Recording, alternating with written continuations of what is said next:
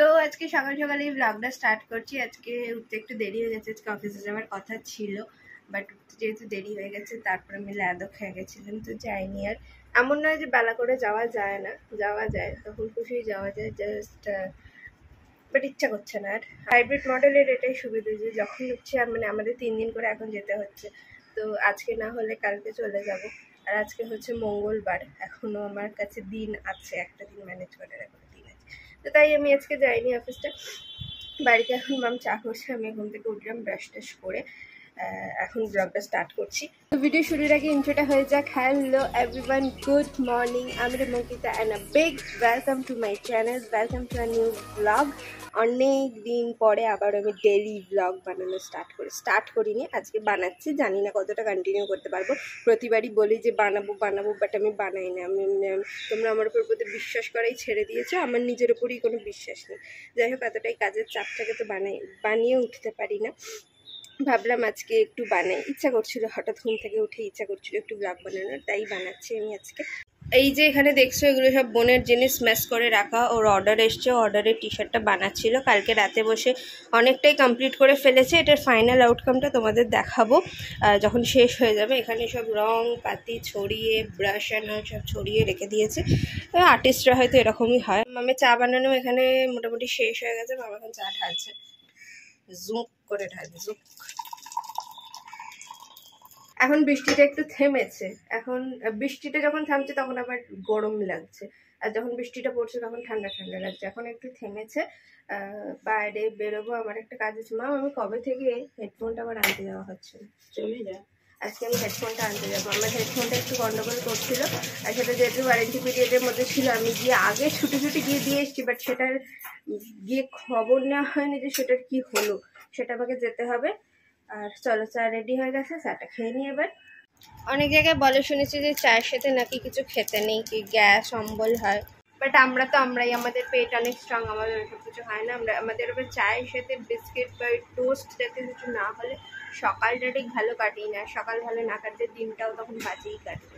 যে এই বিস্কিটটা আমার, মানে এই টোস্টটা আমার এত ভালো লাগে, প্রাণের উল্টো দিকে কেটেছো মাম এটাকে, প্রাণ টোস্ট যেটা, সেইটা আমার খুব ভালো লাগে খেতে, মানে এর টেস্টটা একটু অন্যরকম হয়, সেইটাই খাই আমি চায়ের সাথে সকালবেলা। এখন এটা আমার নিউ অবসেশন।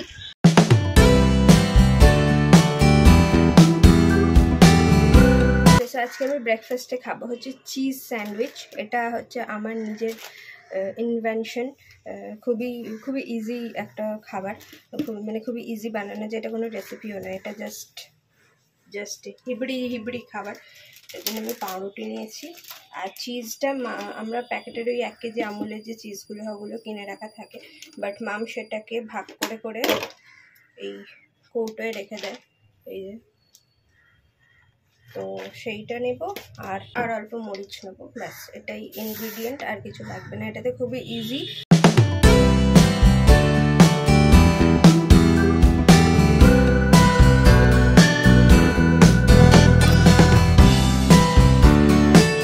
একদম লো ফ্লেমে দুদিকটা ব্রাউন মতো করে নিতে হবে, জাস্ট সেঁকে নিতে হবে যেটাকে বলে।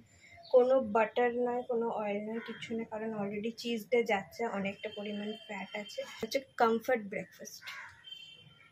চিজ পুলটা যখন হবে না, এটা ছিঁড়ে দেখাও মাম কেমন হয়েছে, আমি সবাইকে দেখাই যে চিজ পুলটার যেটার ব্যাপারে আমি কথা বলছিলাম, এটা আমি একদম ইয়েস এই জিনিসটাই তো চাইছিলাম।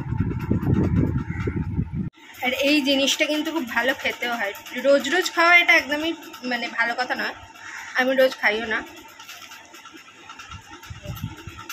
হ্যাঁ, টেস্টি খেতে, কিচ্ছু নেই এটার মধ্যে, বাট তাও ঠান্ডা হয়ে গেলে চিজ ফুলটা হয় না, বলো।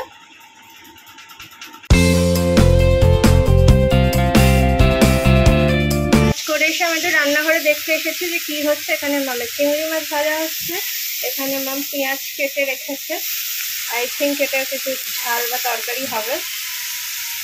এই যে বোন এখানে বিনা কারণে চিৎকার করছে, এই তুই এসব কেন করছিস, তুই চেঁচালি কেন একটু আগে?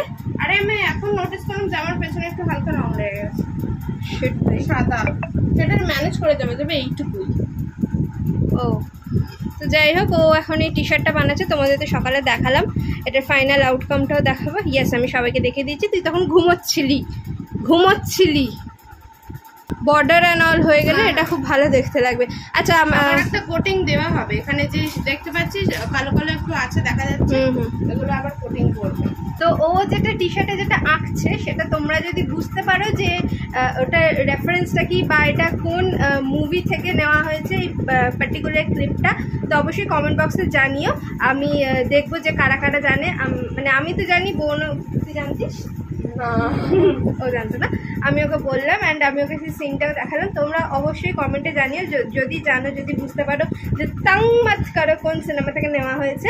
আমি আবার রান্নাঘরে এসেছি, মাম এখানে কিছু একটা করছে। এটা কি করছে? চিংড়ি মাছের বড়া। মামের রান্না বান্না করে এখানেও একটা কিছু আছে।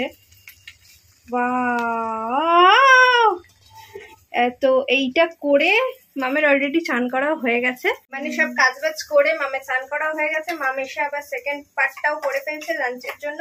আমার এখনো কিছু হয়নি, আমি চানও করিনি। আমি ভাবছি খেয়ে দিয়েই চান করবো। খুব ভালো কথা, এর থেকে আনন্দের কথা আর কি হতে পারে।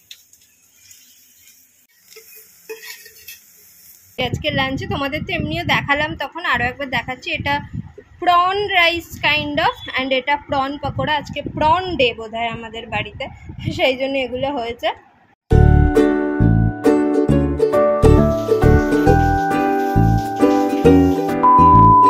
সন্ধ্যাবেলা আমি আর মাম একটু বেরোচ্ছি, আমি মিটিং ফিটিং শেষ হয়ে গেছে, শেষ করেই কত বেলা হয়ে গেল, তাই বেরোচ্ছি এখন। আমি হেডফোনটা যেটা সকালে বলছিলাম দোকানে যাব, আর মাম বোধহয় কিছু সবজি টবজি কিনবে যদি পায়। তো বৃষ্টিটা এখন একটু বন্ধ হয়েছে, সেই সুযোগে বেরিয়ে আবার টুক করে ফিরে আসবে, নাহলে আবার কখন। ম্যাম ছাতা নেবে নাকি?